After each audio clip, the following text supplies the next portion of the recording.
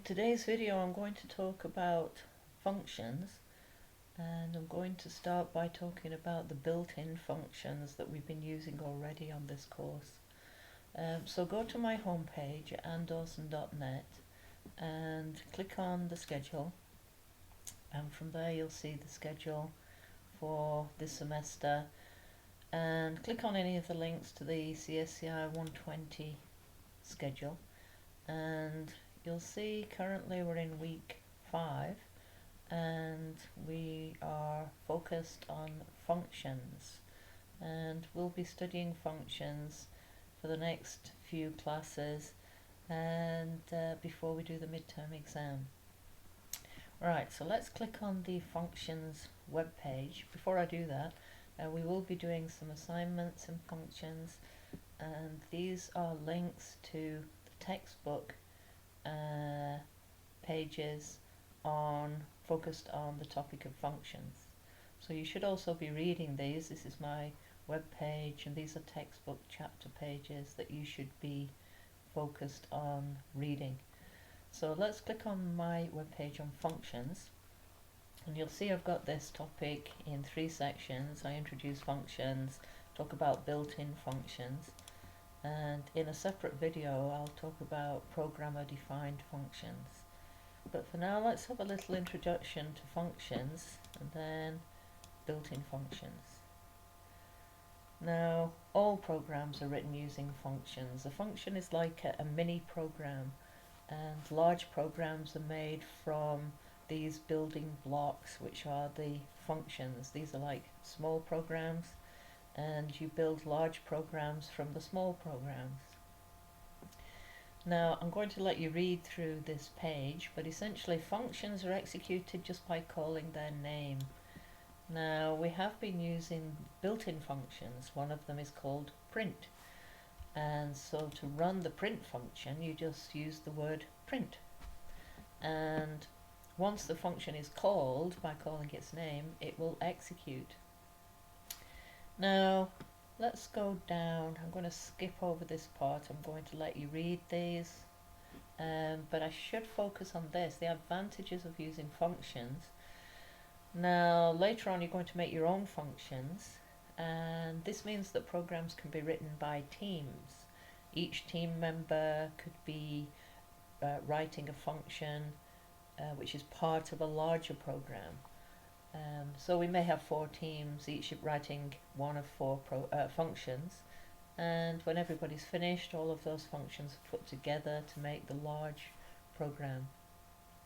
It makes that programs are easy to develop, they're more manageable to develop. Instead of writing one very large program, you're going to be writing the program in functions, and each function would be fairly small and have a well-defined task. Now once you've got your function, you can use it in different programs. A function can be imported into a new program. This means you're avoiding writing the same code over and over again, and because the function has got a well-defined task, it makes programs more understandable and easier to find errors. So these are some of the advantages of using programs, functions in programs. Excuse me. So let's skip over now down to built-in functions. Python has a huge selection of built-in functions, and these are ready for you to use immediately. For example, print is a built-in function, and we've been using that from day 1. And we have other functions that we can use which are part of the Python standard library, and one of the modules that we can use. Now a module is composed of functions, built-in functions. For example, the math module has functions for math calculations. We also have the string module for functions relating to string manipulations. We have functions for web programming or graphics programming and many other types of functions. So let's have a look at the math module. So the math module contains functions that allow programmers to perform math calculations. My example here is the square root. Now, if you want to use any of the math functions, and there are many, first thing you have to do is to import the math module. And to do that, at the top of our program, before we use any of the math functions, we will type import math. Once you've done this, then you can call any of the math functions. So for example, here I'm calling the square root math function. Let's just copy this. I'm going to copy this directly. I'm going to open a Python shell. So open up Python in your normal way and to get the Python shell. Then let's have a new file and let's save this as, I'm just going to save it as test. Let's save it as test, and now I'm going to paste the code directly from the web page, and here I've got the program where I'm importing the math module so that I can use any of the math functions, the built-in functions. Now, the square root function of the math module is called by this method. So once you've imported math, you can then print math.square root of any number. It's going to show you the square root of that number. So let's run it and see what it does. Now it needs to be saved. You can see the star there, so I'm going to save this and run the module. And there you can see we've got the square root of 16, which is 4.0, and the square root of 16.5, which is this number. Notice the result of the square root is a floating point number. You might expect that if you give it an integer, then the result will be an integer. But the result from square root is always a floating point number. So the square root of 16 is 4.0, it's not 4. So there you go, that's how easy it is to use the math functions. We import the math module. The math module contains all of the built-in functions for math, and there are many of them.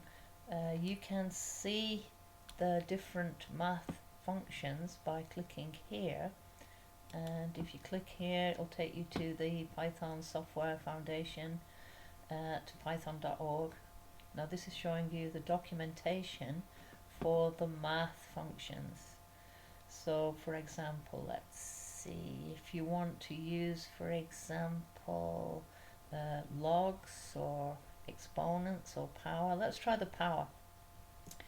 Now here we're using the pow function of the math module to return x raised to the power of y. So let's try that in our program. So we're going to use, let's close down the old shell and go back to our program. So let's print, you don't need a space there, I can take that out. Oops. So I'm going to take out the space there, it's not needed. Right, so let's print math. So this is going to call the math module. We now want to try out the pow function, and I want to see, let's have 2 to the power of 3, 2, 3.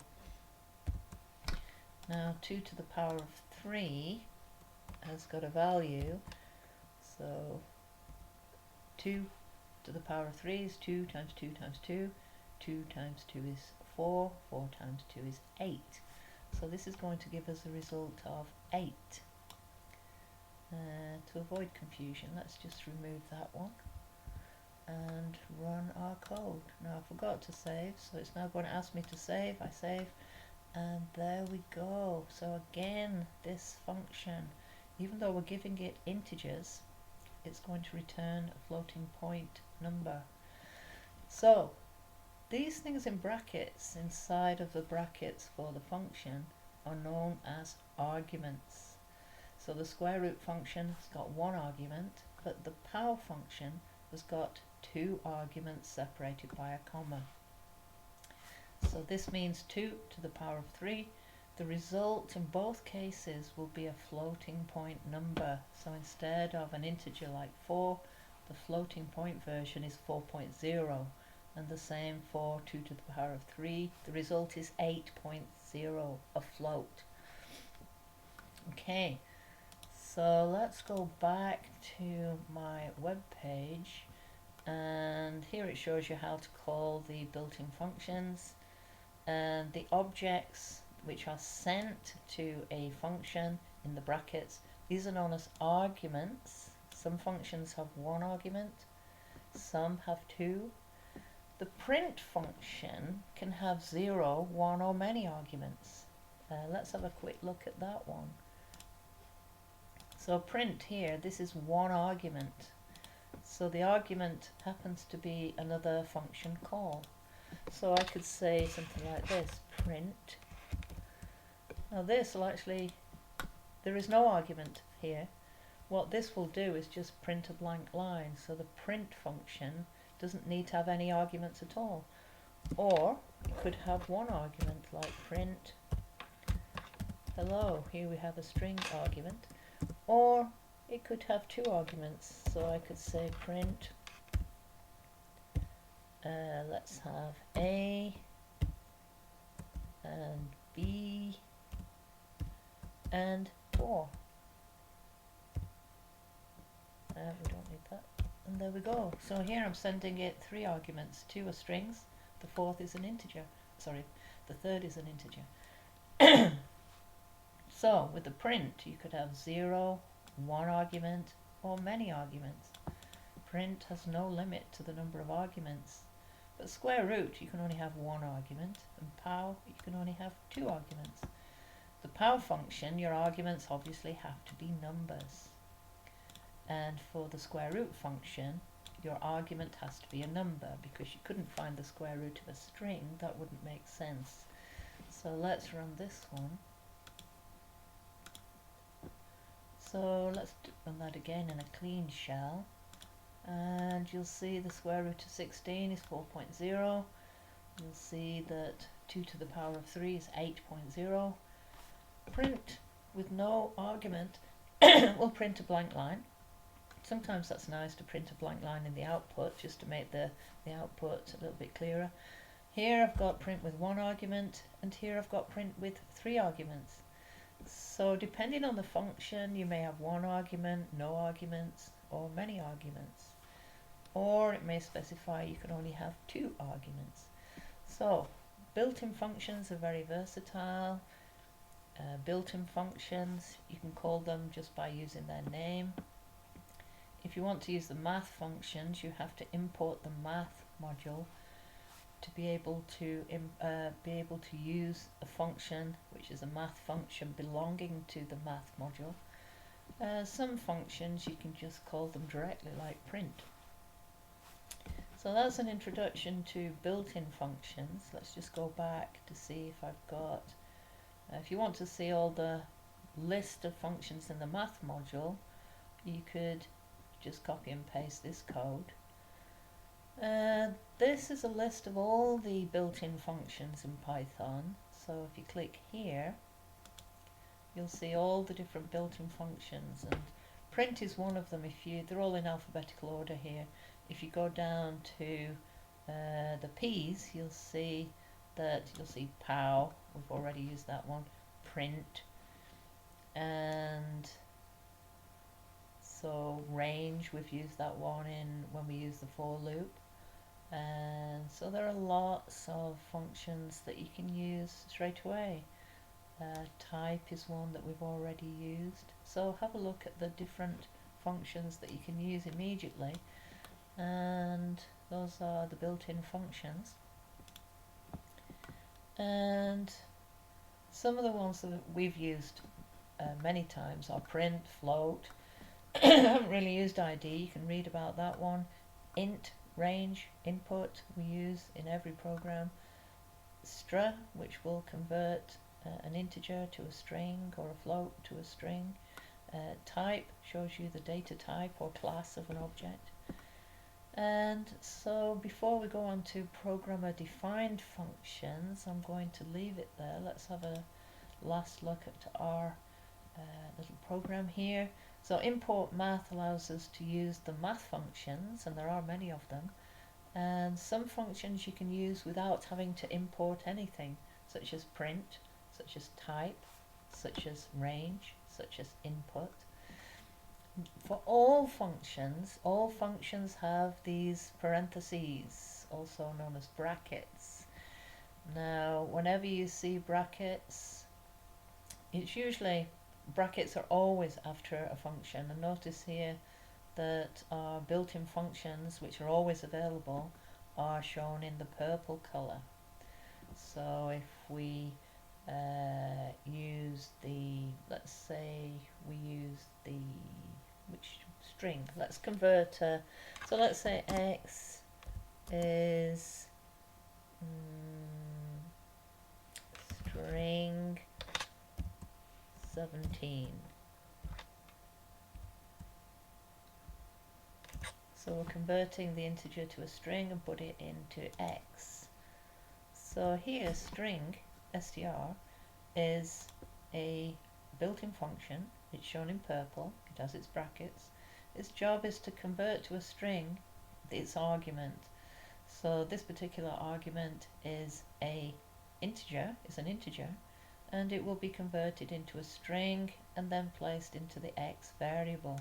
Then we can print the type of x, print the type of x, and this will give us our data type, or our class of the variable called x. So a data type is a class of an object. Our object is x, and its class will be printed at this point. So notice you can have a function which also calls another function. So we've got a built-in function called print, and it's going to call the function called type, and whatever this one returns will be printed. So let's see what happens now when we run our code and put it in a clean shell again. And you can see here that we have converted the integer 17 into a string, place that into the variable x, and then print the type of x will give us this. It shows us that the class of x, or the data type of x, is a string str. So at that point I'll leave you to read up about the built-in functions, and there are many web pages that you can look at for built-in functions. And just to remind you that my web page links to the Python documentation on built-in functions. You can also take a look at the math module, and I've also got a link to the math module functions here. But you should just try running some of the examples to see what they do.